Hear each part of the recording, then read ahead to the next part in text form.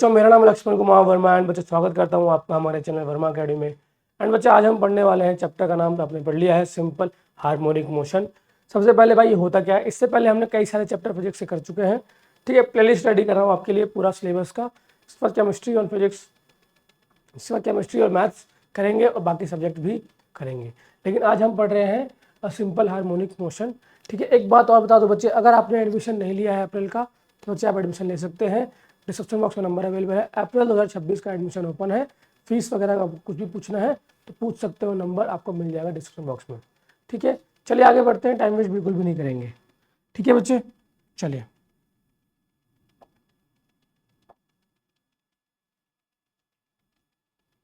ठीक है बच्चे, तो बच्चे यहाँ पे देखिए जरा, सिंपल हार्मोनिक मोशन।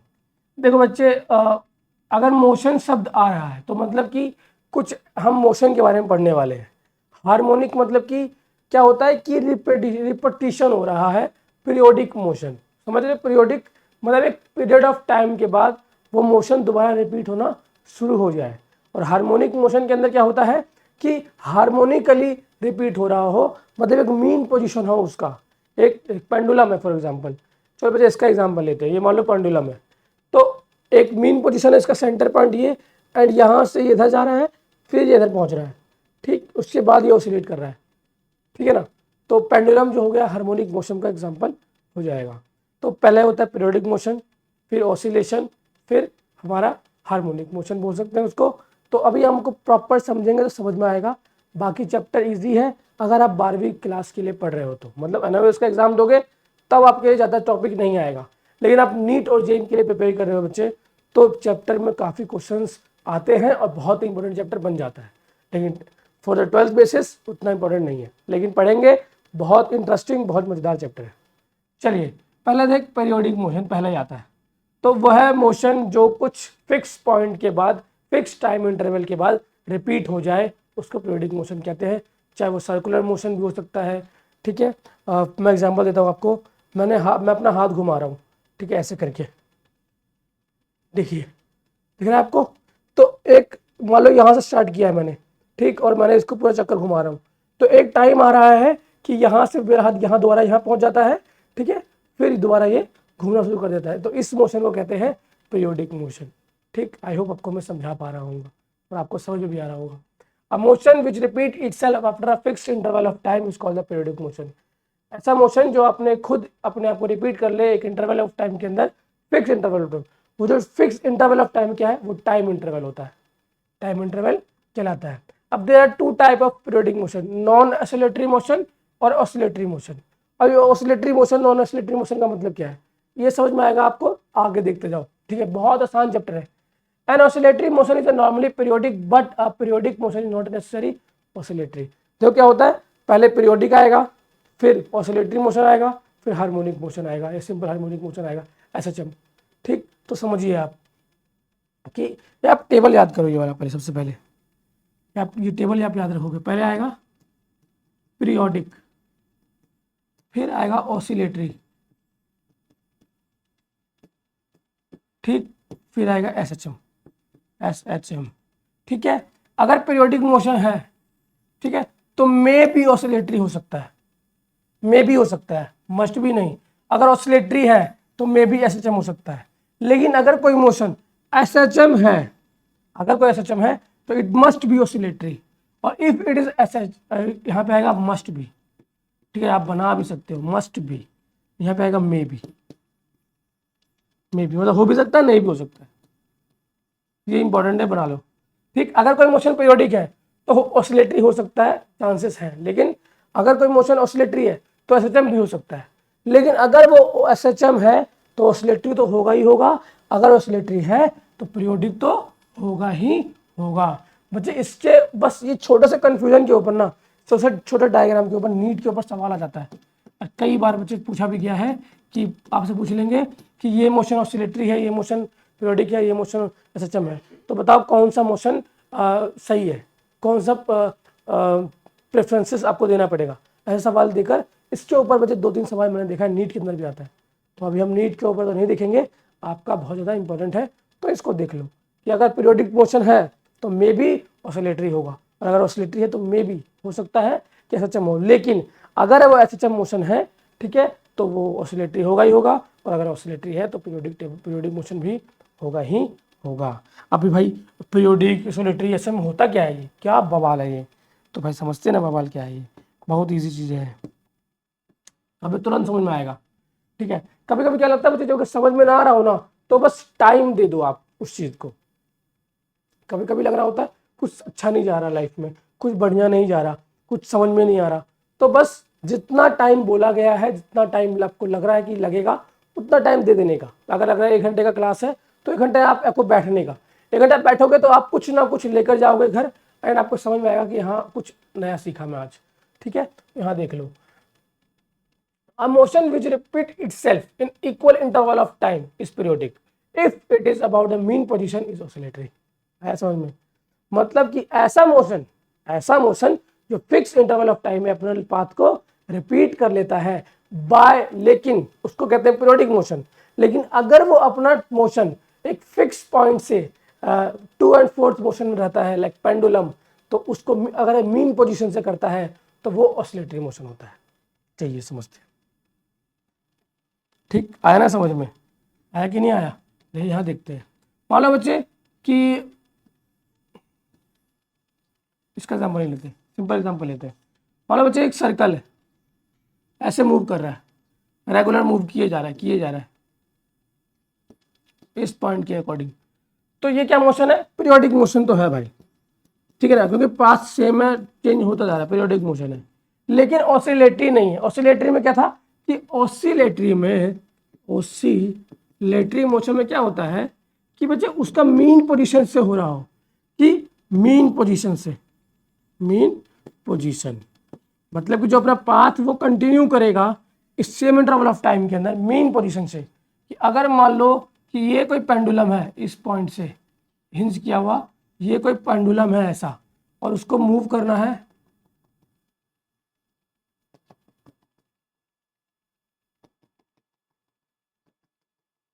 ठीक है, अगर वो ऐसा मूव करता है ना, पेंडुलम ऐसे मूव करता है ना, तो ये मीन पोजीशन है, मतलब ये पोजीशन इसका फिक्स है, इसको बोलते हैं मीन पोजीशन। ठीक है, तो इस केस के अंदर वो ऑसिलेटरी मोशन कहलाता है। और एसएचएम में क्या होता है, इसके बाद अब कहानी देखेंगे, बहुत आसान है एसएचएम। एसएचएम में क्या होता है कि कम हो हमारा क्या, कम फ्रीक्वेंसी ज़्यादा हो, मतलब जल्दी जल्दी रिपीट हो रहा है एसएचएम के अंदर। आइए देखते हैं, वो ज़्यादा समझ में आएगा आपको, समझ में आ गया होगा आपको ऑसिलेटरी मोशन क्या होता है, अभी आपको आ जाएगा। ठीक, अबाउट द मेन पोजीशन। अब displacement as a function of a time, ठीक है। अब पीरियोडिक मोशन के बारे में देखते हैं। When a object repeat it motion after a definite interval of time, motion is said to periodic. ठीक, अगर कोई ऑब्जेक्ट अपना पाथ रिपीट कर ले, उसको पीरियोडिक मोशन कहते हैं। इंटरवल ऑफ टाइम फिक्स होना चाहिए। अगर 1 सेकेंड में, वो तो कहते हैं ना 1 हर्ट्ज की फ्रीक्वेंसी है, ये 50 हर्ट्ज की फ्रीक्वेंसी है, मतलब 50 दोलन कंप्लीट किया 1 सेकेंड में, है ना, वो था ना। चलिए, द चेंज इन पोजीशन और displacement of the object can be express as a function of time x. ठीक है, और फंक्शन क्या कहते हैं, T plus t, where A is a constant, t is the time after which the value x is repeated. मतलब simple है भाई कि किसी भी फंक्शन को करना है, रिप्रेजेंट करना है, तो कैसे फंक्शन रिप्रेजेंट करते हैं, चेंज इन पोजीशन डिस्प्लेसमेंट। ठीक है, तो वो हमेशा नेगेटिव में रहेगा, जनरली नेगेटिव में रहता है। ठीक है, तभी, क्योंकि अब मान लो ऑसिलेटरी मोशन है, अगर वो पोजीशन नेगेटिव में नहीं रहेगा, उसमें तो वो आगे चला जाएगा, तो उसको पीछे लाने के लिए उसको डिस्प्लेसमेंट नेगेटिव में चाहिए होता है। आपको आगे समझ में आएगा, इतना कंफ्यूज होने की जरूरत नहीं है। Change in position in the displacement of object can be express as a function of time X को हम फंक्शन को लिख सकते हैं T plus T, and where A is a constant and T is a time interval of X repetition. अब आगे देखते हैं simple harmonic motion circle of reference. अब सिंपल हार्मोनिक मोशन क्या है भाई, हमने पीरियोडिक पढ़ा, हमने पढ़ लिया ऑसिलेटरी मोशन क्या होता है, हमको समझ में आ गया।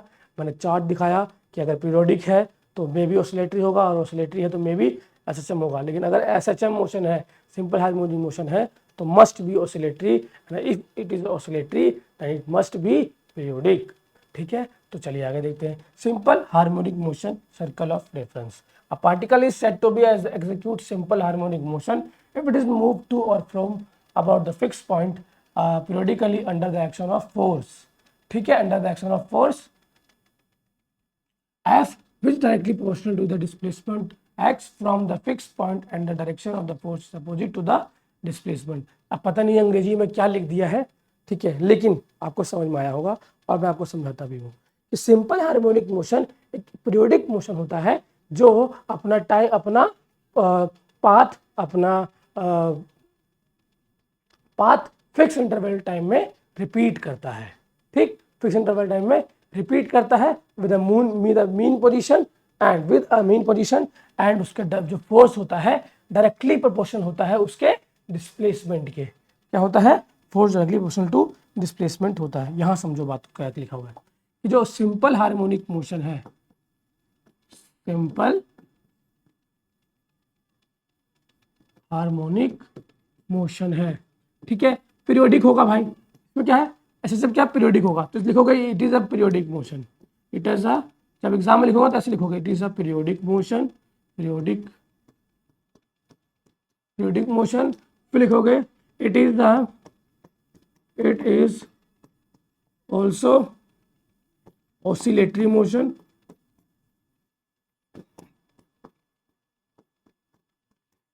ठीक है। पर लिखोगे the force F is directly proportional to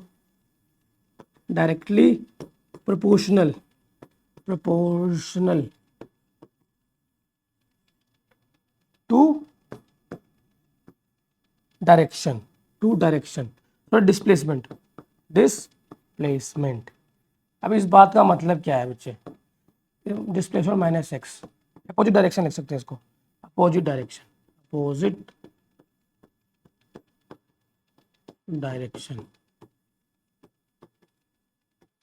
ठीक, अब ये बात का मतलब समझो क्या लिखा हुआ है कि simple harmonic motion periodic motion भी होता है, ऑसिलेटरी मोशन भी होता है, अपने मीन पोजीशन से भी टू एंड फोर्थ कर रहा होता है लाइक अ साइन फंक्शन, ठीक है ना, ठीक है, लाइक अ साइन फंक्शन, ठीक है। इसका मीन पोजीशन भी दिया हुआ है, इसका डिस्प्लेसमेंट यहाँ भी है, यहाँ भी है।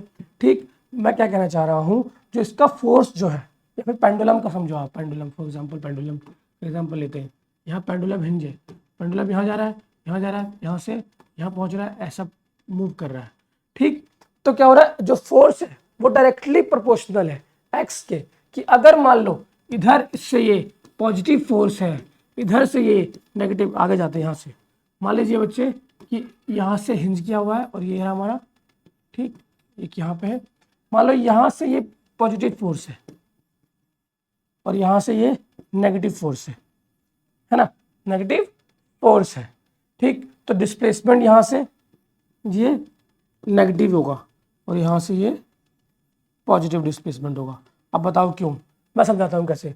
मान लो बच्चे फोर्स लग रहा है इस तरफ की ओर पॉजिटिव, इधर पॉजिटिव फोर्स लग रहा है, जैसे ही पॉजिटिव फोर्स लग रहा है तो हमने देखा कि जब हमने हिंज किया उसको बांधा तो पेंडुलम यहाँ जाकर वापस उल्टा आ रहा है, मतलब फोर्स उधर लग रहा है लेकिन डिस्प्लेसमेंट पीछे की ओर हो रहा है, और अगर डिस्प्लेसमेंट पॉजिटिव हो जाएगा तो वो आगे की ओर नहीं चला जाएगा, फिर तो पीछे आ ही नहीं पाएगा, तो पेंडुलम बढ़ेगा कैसे, लेकिन पेंडुलम हो क्या रहा होता है, वो आगे जाकर पीछे आ रहा होता है ना, तो इसलिए डिस्प्लेसमेंट के डायरेक्टली प्रोपोर्शनल होता है नेगेटिव अपोजिट डायरेक्शन, इसलिए बोलते हैं the force is directly proportional to the opposite direction of displacement.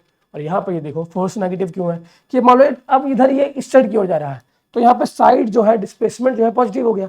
अब डिस्प्लेसमेंट पॉजिटिव हो गया और अगर फोर्स भी पॉजिटिव हो जाए तो फिर तो वो जाता ही रहेगा, वापस आएगा ही नहीं, लेकिन यहाँ तो वापस आ रहा होता है, तो क्या हुआ, उसको कहेंगे रीस्टोरिंग फोर्स, सिंपल रीस्टोरिंग, वो फोर्स को रीस्टोर कर रहा है तो वापस माइनस में लग जाएगा अपोजिट डायरेक्शन में। तो हम ये भी बोल सकते हैं the displacement is directly proportional to the opposite direction of force.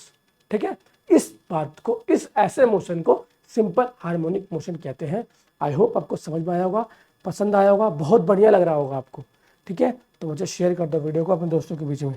ठीक है, और यार सब्सक्राइब भी कर सकते हो यार, सब्सक्राइब करना बिल्कुल फ्री है, बिल्कुल मुफ्त में है, आपको पसंद लग रहा है सब्सक्राइब करने का। अब देखो मैं स्टेटमेंट पढ़ के सुनाऊंगा दोबारा तो आपको समझ में आएगा कि particle is said to be execute in the simple harmonic motion. एक पार्टिकल सिंपल हार्मोनिक मोशन में कहा जाएगा if it is move to and fro, to and fro मतलब आगे पीछे ऐसे मीन पोजीशन से, about the fix point periodically, fix point से, ठीक है ना, मीन पोजीशन से, under the action of force, under the action of force F, है ना, which is directly proportional to the its displacement x from the fixed point and the direction of force is opposite to the displacement। जो force जो है displacement के opposite side लग रहा होगा तभी तो वो वापस आ रहा होगा ना। अगर मैं इधर जा रहा हूँ, मैं इधर की ओर भाग रहा हूँ और मेरे पास फोर्स इधर लग रहा है तभी तो मैं पीछे आया ना। अगर मैं आगे की ओर जा रहा हूँ, मेरे पास फोर्स लगा पीछे तब तो मैं पीछे आया, वरना मैं तो आगे चलता जाऊंगा, है ना। तो ये पूरी कहानी है। F directly proportional to X लिखते हैं, के हमारा कांस्टेंट है तो F is equal to minus K X हो जाता है। ठीक है, ये पूरा इसका डायग्राम है। इसके अंदर फेज भी आता है, फेज लिख सकते हैं। ये कैसे फेज डायग्राम हो गया, ये इसका फेज डायग्राम, 4 फेज होते हैं, कैसे फेज कैलकुलेट करते हैं ये सब बताऊंगा मैं आगे। Basic term associated with SHM displacement, कौन कौन से टर्म है, एम्पलीट्यूड होता है, सब टाइम पीरियड होता है, देखते हैं। अभी displacement is the distance of a harmonic oscillator from the mean position is called the displacement. भाई मीन पोजीशन से जो वो एक्स ट्रैवल किया वो डिस्प्लेसमेंट है, ठीक है। चलिए भाई amplitude maximum displacement, amplitude maximum displacement आइए दिखाता हूँ मैं आपको कैसे। यहाँ हम लेते हैं साइन फंक्शन फॉर एग्जाम्पल, हम लेते, ठीक, ये मान लो आपका फंक्शन है, ऐसे ही होता है ना, 0 पे 0 होता है। चलिए ये हो गया, तो मान लीजिए यहाँ पे है +1, है ना, और यहाँ पे है -1, यहाँ पे 90 डिग्री π/2, यहाँ पे पाई, यहाँ पे 3π/2 और यहाँ पे 2π, और आगे आप देख लेना, ठीक। ये पूरी कहानी रहती है। तो देखो एक सिंपल हार्मोनिक मोशन हो गया, ये एक मीन पोजीशन है इसका, ये लाइन, ये एक्स एक्सिस मीन पोजीशन हो गया इसका, ये डिस्प्लेसमेंट हो गया ऊपर, डिस्प्लेसमेंट हो गया नीचे, ठीक है। ये साइन फंक्शन बोल दो या फिर सिंपल बोल दो कि एक मोशन है जो कि एक मोशन, सिंपल मोशन है जो कि ऐसे करके मूव कर रहा है, ठीक है ना। तो ये मोशन हो गया, ये सिंपल हार्मोनिक मोशन का एग्जांपल हो जाएगा, ठीक। तो ये हाईएस्ट डिस्प्लेसमेंट जो है ये वाला, जो ये हिस्सा है, अगर मैं आपको थोड़ा साफ करके दिखाऊं, अच्छा ये हिस्सा जो है इसको बोलते हैं एम्पलीट्यूड, एम्पलीट्यूड, ठीक। और इसको ये होता है मैक्सिमम, बच्चे मैक्सिमम डिस्प्लेसमेंट हो गया ना, ये डिस्प्लेसमेंट, बच्चे ये मैक्सिमम डिस्प्लेसमेंट हो जाएगा आपका, ठीक है। चलिए आगे बढ़ते हैं।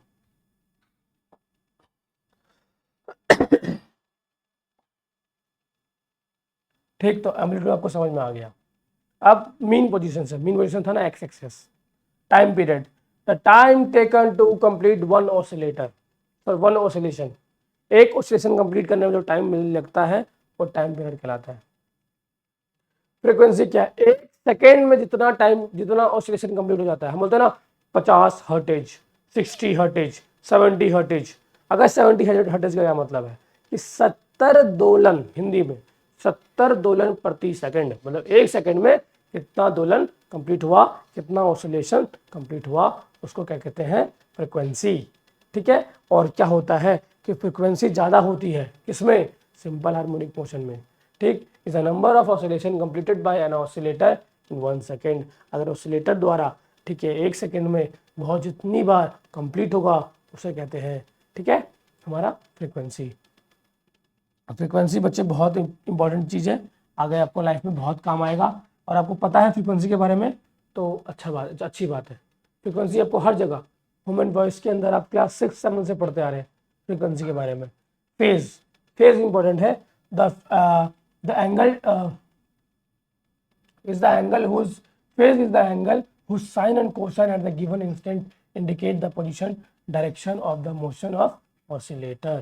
सिंपल समझो, एंगल क्या बताता है, साइन या फिर कोसाइन बताता है, instant indicate the position and direction of motion of oscillator. मतलब किसी भी ऑसिलेटर का डायरेक्शन बता रहा होता है साइन फंक्शन और कोसाइन फंक्शन, ठीक है, कि कौन सा एंगल है। अगर मान लो π/2 है, साइन फंक्शन π/2 पे है तो मतलब पॉजिटिव डायरेक्शन में है।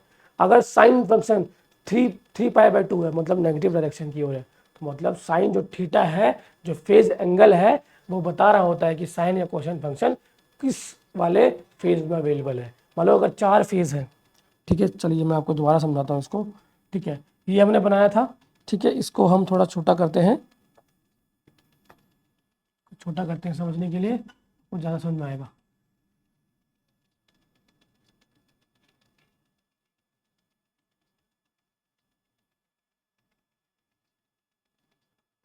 देखिए, अगर मान लीजिए बच्चे इसमें 4 फेज था अवेलेबल, यहाँ भी 4 फेज है, तो अगर ये 4 फेज अवेलेबल है तो यहाँ ये हो गया π/2, ये हो गया पाई, ये हो गया 3π/2 और ये हो गया 2π। तो बच्चे हम फेज के बारे में बता रहे थे आपको, तो बच्चे मैं आपको फेज के बारे में बता रहा हूँ। फॉर एग्जाम्पल अगर ये फर्स्ट फेज है, वैसे फर्स्ट फेज तो यहाँ पे होगा, ठीक है ना। तो अगर मान लो बच्चे ये फर्स्ट फेज है, ये सेकेंड फेज है, अगर ये थर्ड फेज है, ठीक है, और ये फोर्थ फेज है एंगल, है ना, एंगल बता रहा होगा कि साइन या कोसाइन फंक्शन किस फेज में है, किस फेज में है और क्या उसका पोजीशन है, एंगल, ठीक है ना, एंगल ऑफ फेज। बच्चे इंपॉर्टेंट है ये, फेज क्या बताएगा हमको, क्या बताएगा, हमको क्या बताएगा कि किस फेज में है, किस फेज में है ना। अगर अगर हमको फेज बताएगा कि किस डायरेक्शन में है, ठीक है, डायरेक्शन बोल दो या फिर पोजीशन बोल दो, कि अगर एंगल जो है हमारा फेज का, वो बताएगा कि डायरेक्शन क्या है या फिर पोजीशन क्या है, ठीक है, ये हमको बता रहा होगा। आपको फेज के बारे में जानकारी भी मिल गया।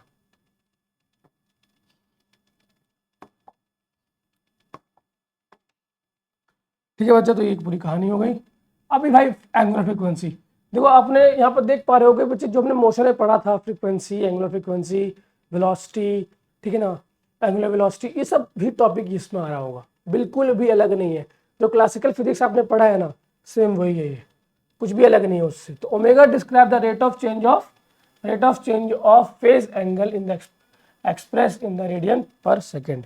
मतलब कि सिंपल है कि फ्रीक्वेंसी अगर चेंज हो रही है, ठीक है, फ्रीक्वेंसी टाइम के साथ चेंज हो रही है, तो वहाँ पर क्या होता था, ठीक है, कि अगर फ्रीक्वेंसी चेंज होती है टाइम के साथ, तो वो चेंज इन फ्रीक्वेंसी आ गया, ठीक है ना। अगर आपका क्या होगा, एंगुलर फ्रीक्वेंसी, अगर ओमेगा चेंज होगा, मतलब कि अगर फेज एंगल चेंज होगा टाइम के साथ, तो हम बोलेंगे कि वो एंगुलर फ्रीक्वेंसी है ना। चलिए, अभी horizontal oscillation of a spring mass system. अभी स्प्रिंग मास सिस्टम, अभी स्प्रिंग भी ऑसिलेट कर रहा होता है। फॉर एग्जाम्पल बच्चे, यहाँ पे आपने स्प्रिंग को फिक्स कर दिया और यहाँ पे कुछ मास ले लिया और मास को दबाया और छोड़ दिया, तो जो स्प्रिंग है आगे पीछे हो रहा होगा और एक मीन पोजीशन रहेगा उसका, ठीक है। तो इसका एग्जांपल दिया, फॉर एग्जांपल एम पोजीशन पर है, इसको आपने के एक्स पे खींचा और आपने छोड़ दिया, तो वो आगे पीछा होना शुरू हो जाता है। जो आपने खींचा वो के है, और के क्या है, स्प्रिंग कांस्टेंट, तो एफ इजिकल टू के एक्स आता है, F is equal to minus K x आता है। वो इसलिए माइनस पोजीशन इसलिए है कि डायरेक्शन अपोजिट होता है फोर्स का, ठीक है, डिस्प्लेसमेंट के। तो ये हो सकता है बच्चे। अब vertical oscillation of a spring mass, तो बच्चे वहां पे हमने हॉरिजॉन्टल देखा, यहाँ वर्टिकल देखा। अगर आप वर्टिकल देखोगे तो यहाँ पे आपको ग्रेविटेशन भी देखना पड़ेगा, ठीक है ना, ग्रेविटेशन भी mg लेना पड़ेगा आपको। यहाँ पे फोर्स यहाँ पे क्या लेना पड़ेगा, mg, मास के बराबर, मास इंटू ग्रेविटी के बराबर। तो यहाँ पे देखो, आपने स्प्रिंग लिया एल लेंथ पे, जो उसकी ओरिजिनल लेंथ है उसको आपने थोड़ा, ठीक है, पुश किया या फिर उसकी स्टोरिंग फोर्स डाला, जैसे ड्रॉप करोगे वो आगे पीछे होना शुरू हो जाएगा, तो ये एक हार्मोनिक मोशन का एग्जांपल हो जाएगा। अब सिंपल पेंडुलम क्या होता है, a simple pendulum is a small spherical bob suspended by a long cotton thread held between the two half of the clamp split cocked in a stand. ठीक है, simple, अब समझो भाई क्या हुआ है कि सिंपल पेंडुलम होता क्या है कि एक भाई बॉल है जो कि एक हिंज किया हुआ है, आप उसको आप हिला सकते हो। जैसे आप सिंपल मैं समझाऊँ आपको तो,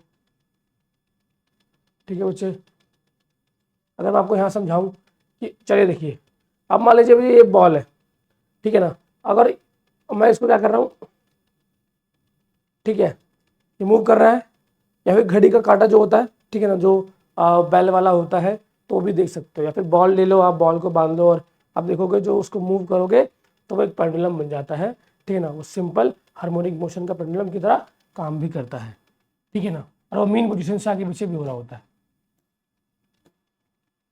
ठीक। यहाँ बेस्ट एग्जांपल दे रखा है, पेंडुलम बना रखा है, ठीक है। अगर मैं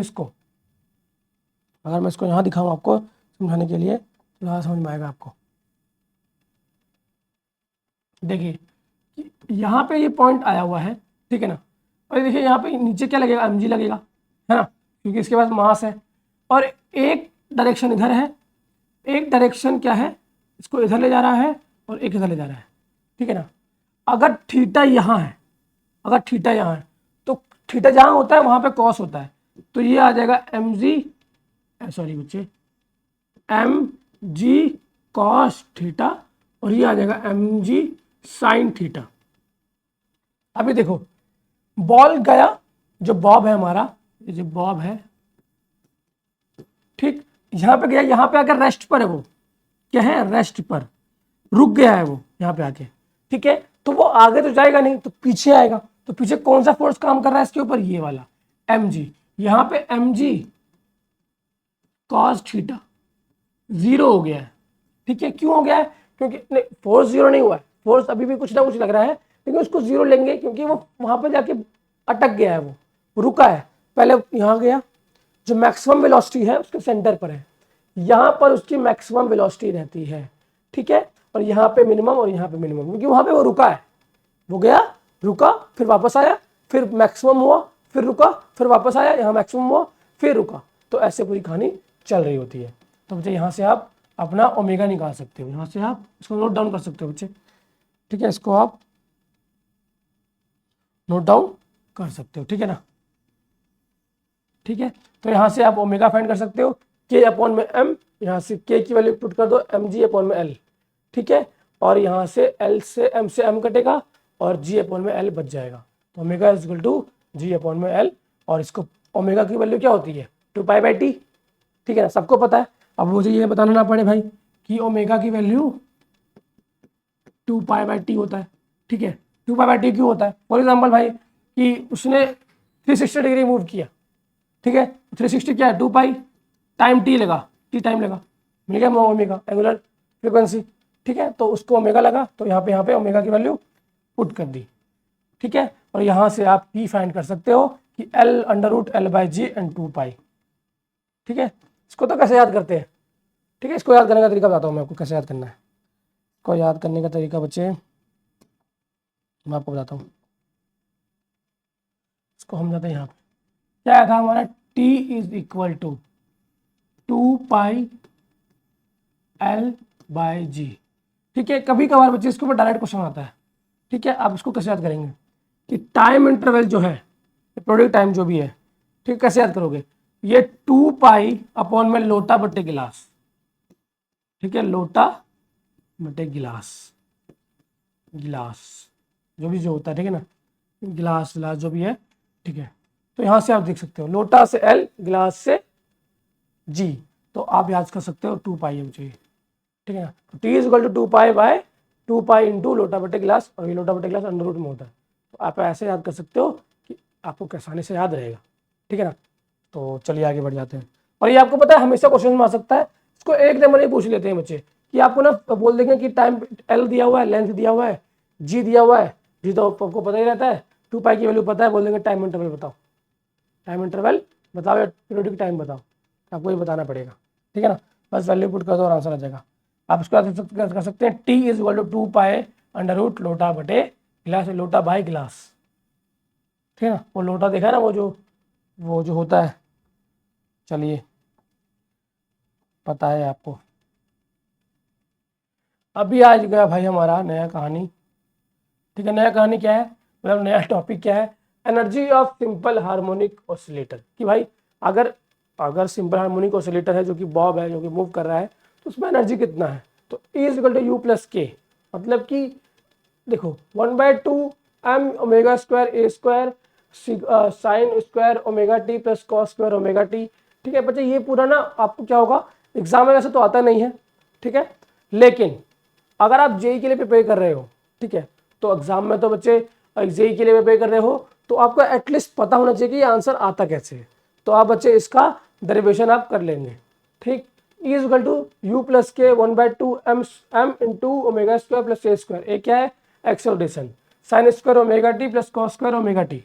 ठीक है, इसको सब sine square omega T plus cos square omega t करेंगे तो 1 आ जाएगा। तो 1/2 यहाँ से 1/2 M square M A square और ओमेगा स्क्वायर। ठीक है, और यहाँ से जब हम इसको देखेंगे तो बच्चे हमारे को ये ग्राफ मिल जाएगा। और ये हमारा क्या है? Total energy. क्या है बच्चे? Total energy. ठीक, अब डैम्प्ड हार्मोनिक मोशन बहुत इंपॉर्टेंट है और बहुत जरूरी है, ये इसके ऊपर डायरेक्टली क्वेश्चन भी आ जाता है। ठीक, अब every oscillating system normally has a viscous medium surround it. क्या मतलब भाई? कि जितना भी ऑसिलेटरी मीडियम होता है, ठीक है, सिस्टम होता है, उसका एक विस्कस मीडियम होता है आसपास का एरिया। ठीक, अब विस्कस क्या होता है? विस्कस समझते हो? रुकावट वाला। मतलब कि अगर पेंडुलम मूव कर रहा है तो रोकने वाला भी आसपास का सिस्टम है। भाई एयर का हिंड्रेंस लग रहा है, एयर फ्रिक्वेंसी, एयर फ्रिक्शन लग रहा है। बिकॉज विस्कस मतलब रुकावट। विस्कोसिटी पढ़ा था हमने लिक्विड के अंदर, ठीक है, फ्लूइड के अंदर, फ्लूइड वाले चैप्टर में विस्कोसिटी। तो जो पानी के लेयर के बीच में जो फ्रिक्शन होता है उसको विस्कोसिटी बोलते हैं। तो वही जो विस्कस मीडियम है वो अराउंड होता है किसी भी ऑसिलेटर सिस्टम के अंदर।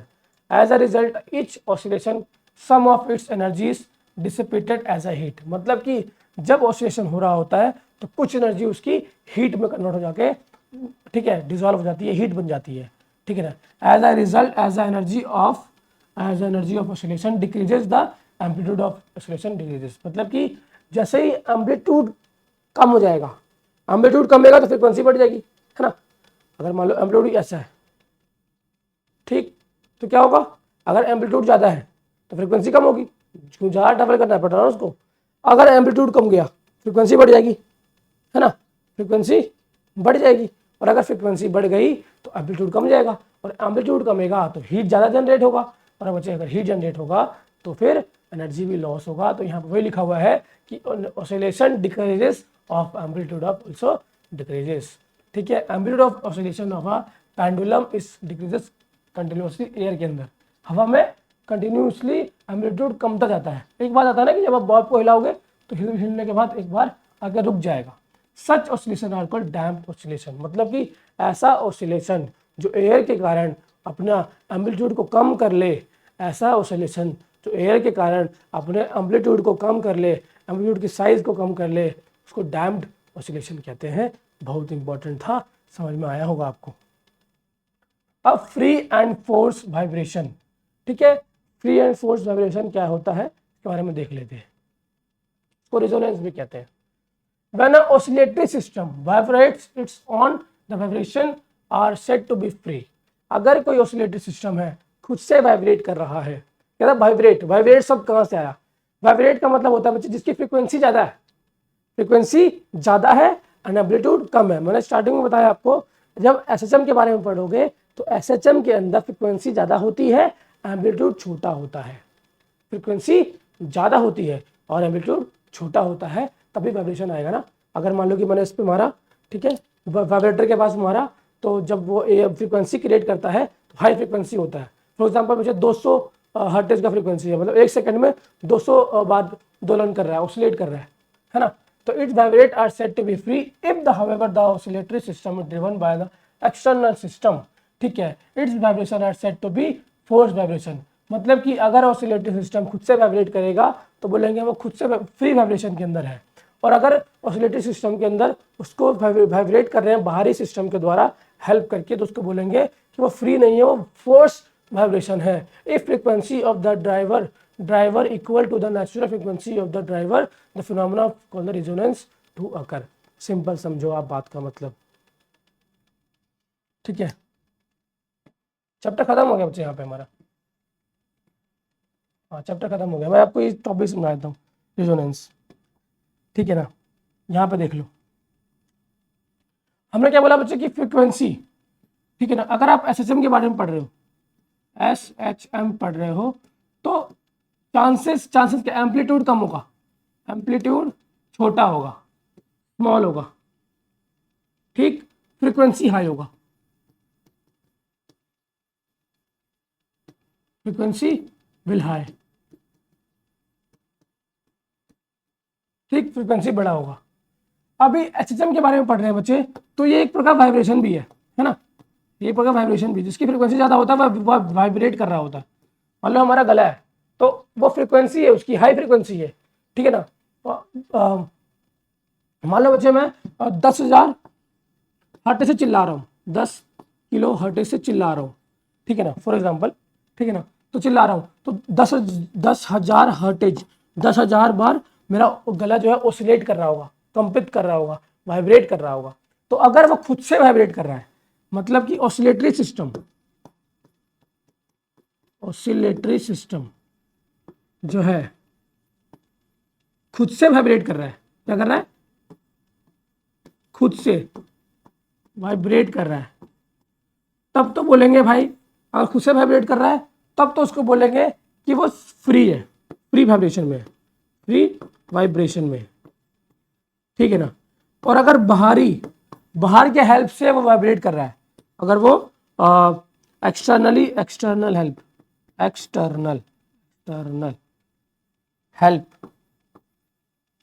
हेल्प से वाइब्रेट कर रहा है, ठीक है, तो बोलेंगे कि बच्चे वो फोर्स वाइब्रेशन में है, ठीक है ना, बोलेंगे वो फोर्स वाइब्रेशन में है, ठीक है। तो ये बात समझ में आ गया। अब ये समझो कि रिजोनेंस क्या है, चलिए समझाते हैं आपको। ये बच्चे फ्रीक्वेंसी क्रिएटर है, यहाँ इससे फ्रीक्वेंसी क्रिएट होती है,